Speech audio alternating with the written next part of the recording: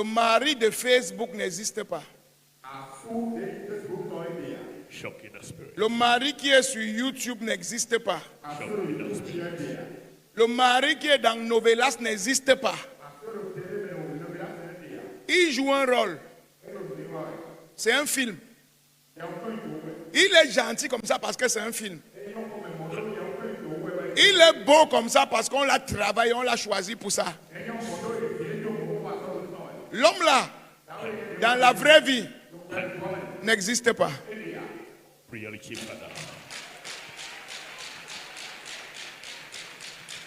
Le mari, quand tu vois à la télé qui est parfait là, qui est toujours en train d'amener sa femme au restaurant, toujours en train d'écouter sa femme, toujours en train de porter sa femme, il est en train de jouer un rôle. Le problème des mariages aujourd'hui, c'est quoi? Les femmes ont un genre de mari dans leur tête qu'elles veulent épouser. Elle a déjà vu un mari dans Novelas. Elle a déjà vu un mari dans une série sur Facebook. Et elle aime la personne. Et dans sa tête, voilà comment son mari doit être. Donc quand tu viens la draguer, même quand elle t'accepte, dans sa tête, elle regarde et dit à tes dents, il faut que je vais arranger ses dents comme ça. Je l'accepte, mais je vais arranger ses dents. Je l'accepte, mais ses pieds là, je vais la prendre à marcher. Toi, tu as vu la marche là ou dans Novelas, non? Le mari là vient comme Dieu t'a donné, c'est ton mari là-bas. Le problème c'est quoi? Les gens épousent des hommes, épousent des femmes, sans les aimer comme elles sont.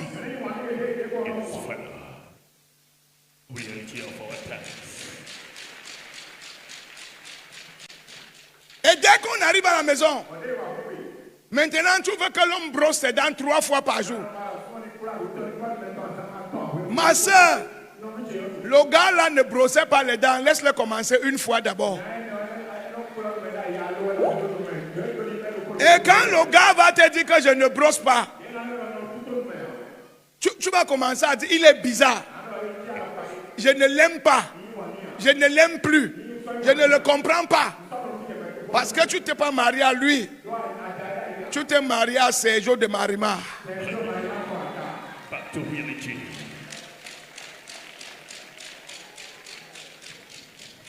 Tu t'es marié à qui?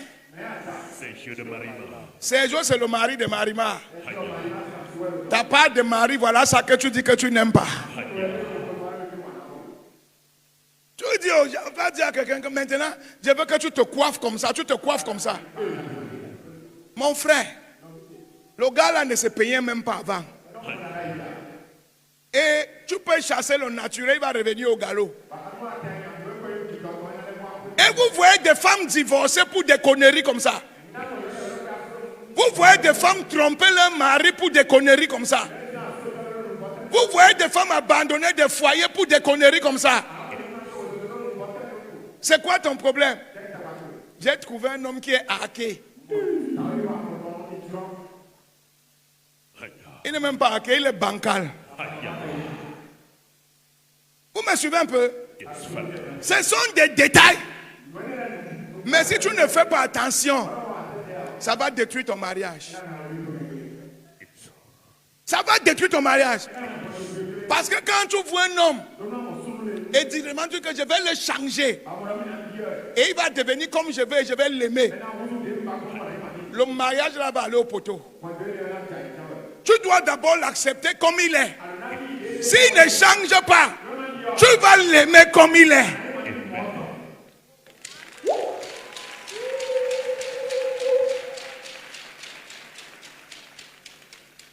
Am I talking sense? Et je vais dire un truc aussi à mes frères et à mes soeurs ici.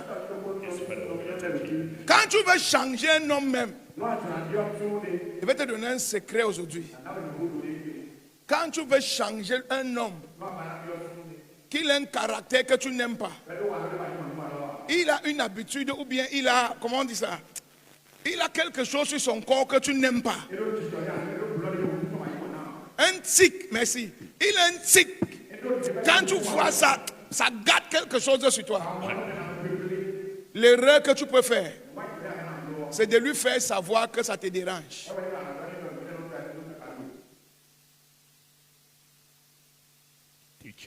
Quand ton mari a un défaut, tu ne lui craches pas ça sur le visage.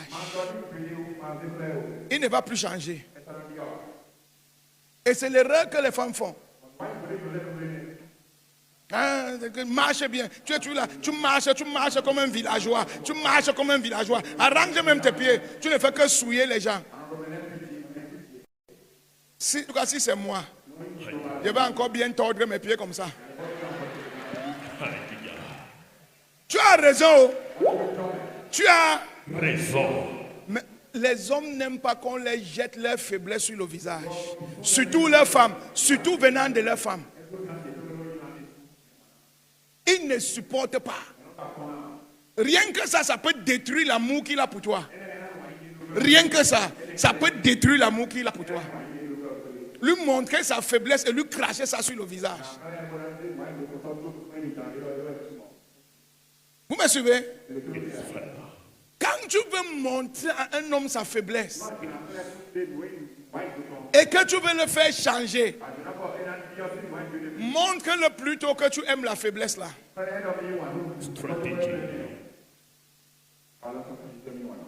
Je parle de faiblesse physique. Hein.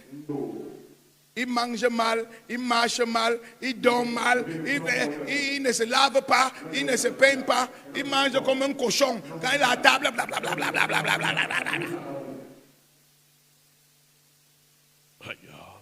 Je viens.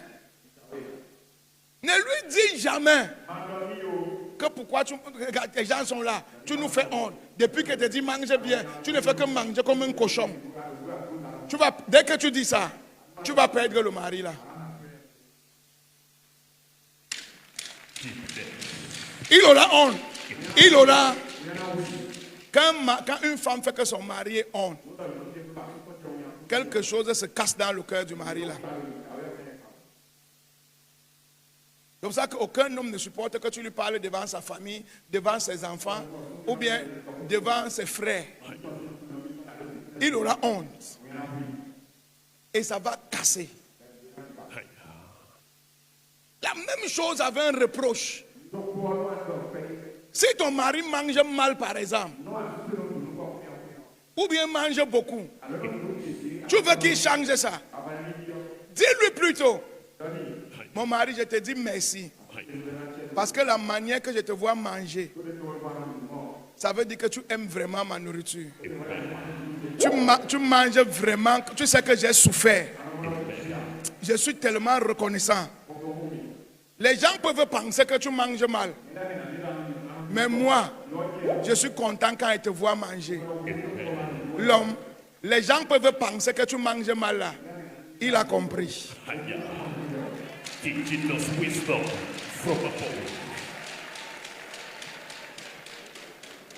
Tu vas voir la prochaine fois comment il se corrige. Il commence à faire. Ça va, je connais comment la tête de l'homme-femme. Le petit mot là, ça va sonner dans sa tête. Et il va dire que il ne faut pas qu'il fasse honte à ma femme. De toute façon, ma femme si même. Il va commencer à se corriger seul. Mais dis-lui, tu manges comme un porc. Tu manges. On ne sait même pas si tu jeûnes.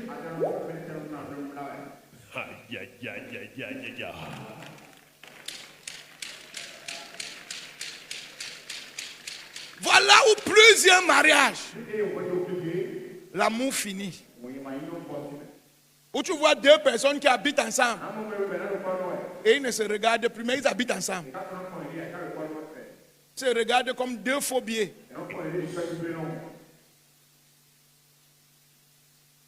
Et attention où je perds ton temps.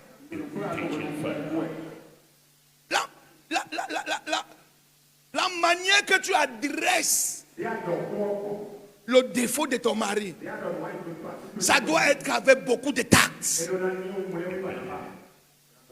La fierté de l'homme attaché à un petit truc. Tu restes là. Tu es avec tes enfants. Et votre père, est-ce qu'il brosse même les dents? Et tu es clair. C'est passé inaperçu, non? Mais parce que ses enfants sont là. Tu ne sais pas ce que tu viens de casser dans son cœur.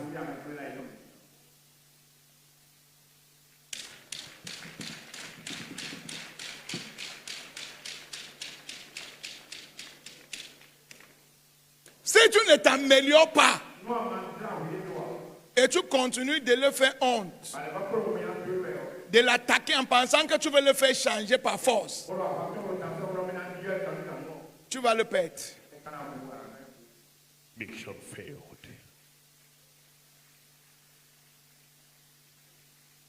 Si tu ne me crois pas, lis-moi le livre de Samuel, Michal. Samuel, 2 Samuel 6, verset 20.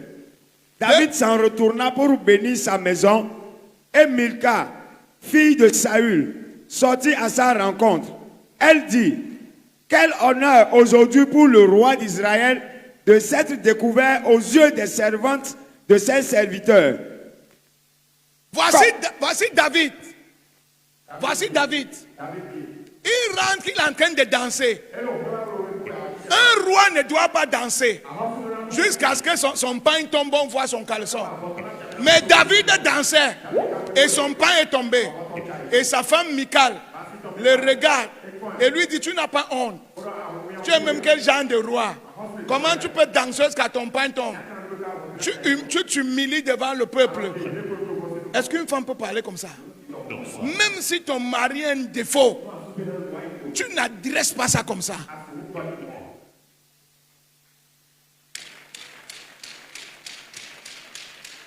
À cause de l'arrogance de Michal, David va punir Michal et Dieu va punir Michal. À cause de son manque de sagesse. Je peux vous choquer. Michal aimait David. Elle était amoureuse de David. Mais son mariage a échoué.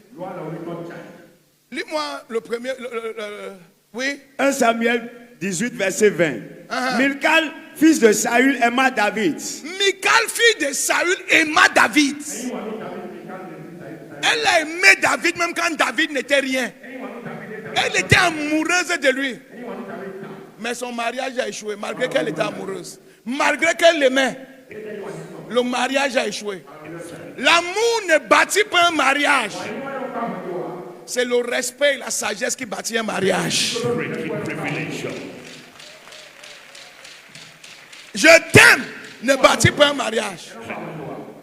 Michal aimait David, mais son mariage a échoué. Et vous voyez qu'elle ne savait pas parler à un homme. Michal, sûrement comme elle était fille de roi, on ne l'a pas appris à respecter un homme. On ne l'a pas appris comment une femme parle à un homme. Comment une femme se tient devant son mari. Elle ne savait pas. Quand elle a vu la faiblesse de David, elle a attaqué ça comme si elle parlait à sa camarade de classe. Ton mari, c'est ton président.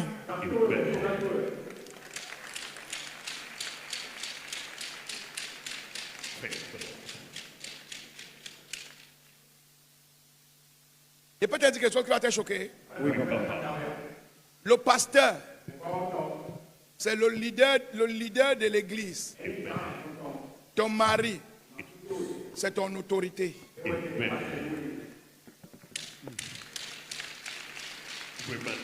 Tu ne peux pas respecter le pasteur plus que ton mari, c'est un péché.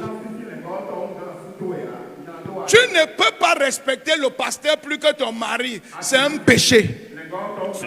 Si tu te mets à genoux devant le pasteur, tu dois te coucher sur ton ventre devant ton mari.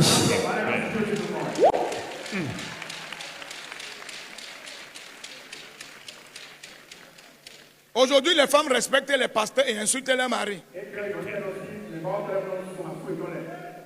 C'est le monde spirituel en l'envers. Upside down.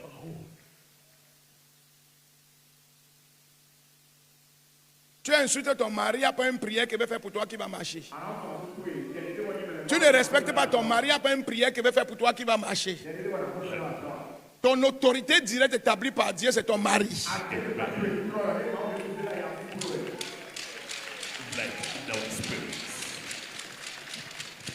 Non, je n'enseigne pas bien. C'est pour ça que les femmes n'acclament pas aujourd'hui. Continue. David répondit à Michal. Regardez comment David, vous voyez comment elle a fait David avoir honte. David a répondu avec colère en même temps. Quelqu'un, regardez, David est dans la présence de Dieu. David entraîne dans la joie de Dieu. En temps normal, son cœur est content. Donc il n'y a pas de colère dans son cœur. Mais regardez comment une parole de Michal va mettre la colère dans le cœur de David. Il va quitter la présence de Dieu parce qu'il a eu honte. David a eu honte. C'est devant l'Éternel qui m'a choisi, de préférence à ton père et à toute ta maison, pour m'établir chef sur le peuple de l'Éternel. C'est la colère qui parle là. C'est la colère qui parle. Si il n'est pas en colère, aucun homme ne peut dire à la femme que Dieu a rejeté ton père et m'a choisi. Il disait à sa femme que tu te moques de moi, vous êtes des vauriens. Vous tu te moques de moi, pourtant vous êtes des vauriens. Qui a cherché? Est-ce qu'une femme sage parle comme elle a parlé?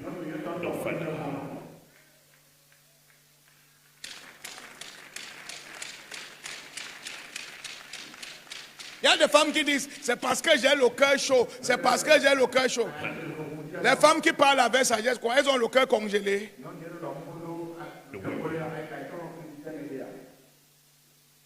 Une femme sage se maîtrise. Une femme sage parle avec la sagesse. Une femme sage réfléchit avant de parler.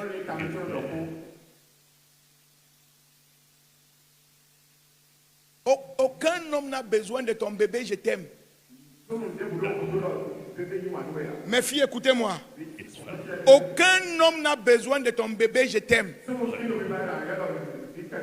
L'homme est un être rationnel.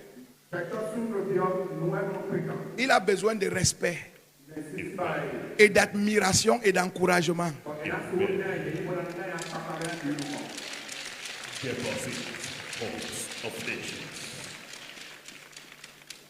Donne-moi un amen. Continue. Je veux paraître encore plus vil que cela et m'abaisser à mes propres Je te yeux. dis quoi? Quand tu humilies un homme, s'il mangeait comme ça, et que tu lui craches ça, et tu lui fais honte, il va commencer à manger comme ça. Aggravation. Pour te montrer que je m'en fous de toi. Et David dit quoi? Je vais encore paraître plus vil. Je parle, l'homme s'il ne comprend pas. Depuis là, il ne change pas. Ce n'est pas que tu ne parles pas, c'est la manière avec laquelle tu parles.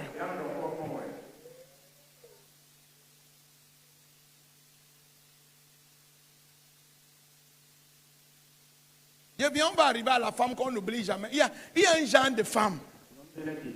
Quand tu la rencontres une fois, tu ne l'oublies plus jamais. On va parler d'elle tout à l'heure. Si tu la rencontres une seule fois, tu ne peux plus l'oublier. Sans gris-gris. Sans... Tu ne peux plus l'oublier.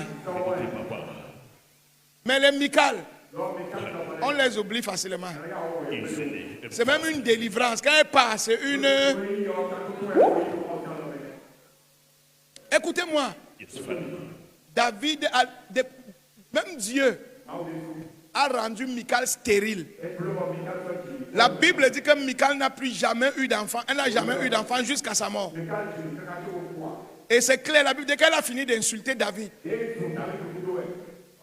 David a insulté son père. Et Dieu a fermé son ventre.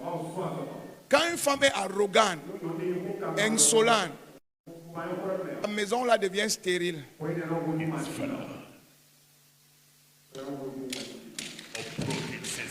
La maison là, il n'y a plus de progrès. Il n'y a plus de bénédiction. Parce que quand ça vient, elle va disperser avec sa bouche.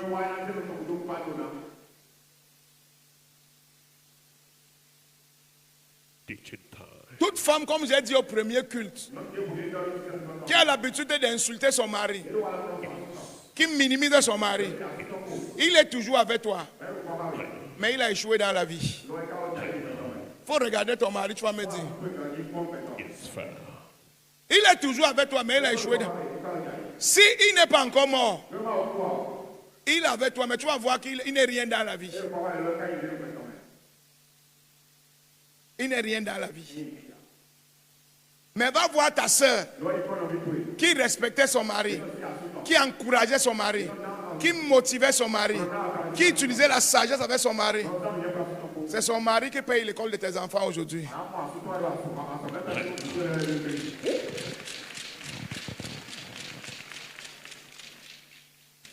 Non, je n'enseigne pas bien.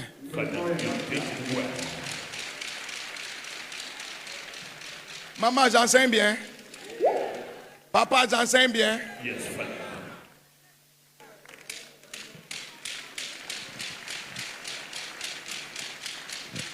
Si tu ne l'acclames pas, je vais m'arrêter ici. Ton mariage ne va jamais échouer au nom de Jésus. Amen. Ton mariage ne va jamais échouer au nom de Jésus. Amen. Donne-moi un vrai amen. Amen. Alléluia. Amen. Maintenant,